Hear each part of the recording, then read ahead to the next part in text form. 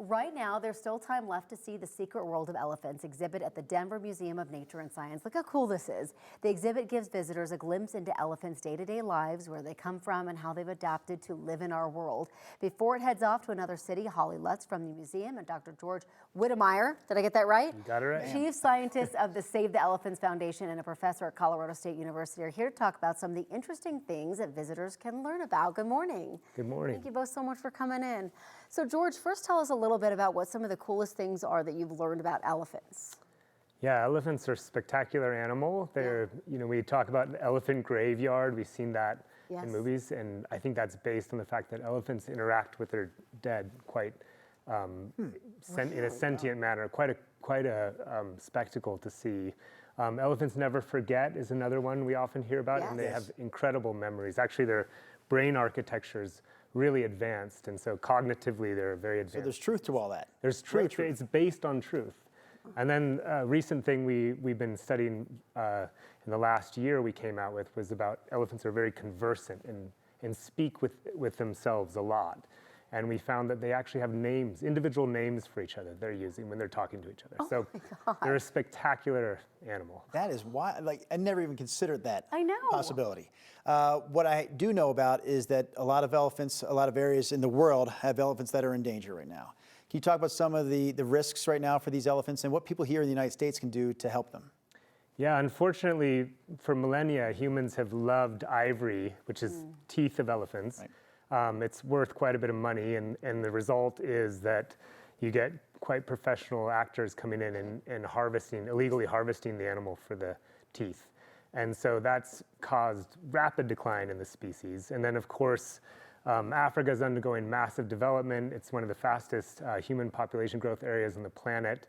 And so you're having really rapid land conversion as well. And so those two are synergistically acting to compress and reduce elephant populations. So we're working quite hard to maintain them, maintain the landscapes that they need, maintain the habitats they need, and keep them on this planet. Talk about how your worlds are colliding now between your work and elephants and the Museum of Nature and Science. You guys have a documentary that's coming up this week, so talk a little bit about the exhibit that you guys have. Yeah, so this exhibit is coming by way of the American Museum of Natural History in New York, and it's a really comprehensive overview of not just elephants, but their distant ancestors in the Proboscidean lineage. And visitors can expect to learn a lot about that evolutionary history, as well as looking at how climate shifts have impacted some of these other ancestors.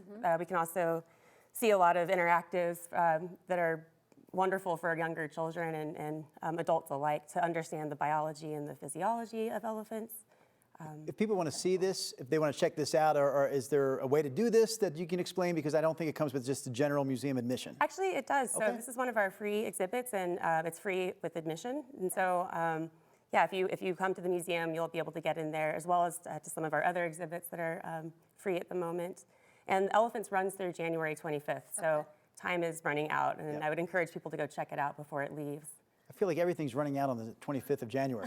There's a 2-week run on everything that you want to go check out for the next couple of weeks. The stock show and everything. Yeah. What's one last thing that you want everyone to take home from, like elephants, how we can help, how we can do better, what we should know about them? Yeah, I think it's, well, obviously, please don't consume ivory. It doesn't do anything for the species. But I think generally being interested in the other species that we share this planet with, elephants are really easily connected to with us. They have a very similar social structure to ours. They're very constantly interacting. You watch them, the mothers and babies are constantly messing around, playing with each other.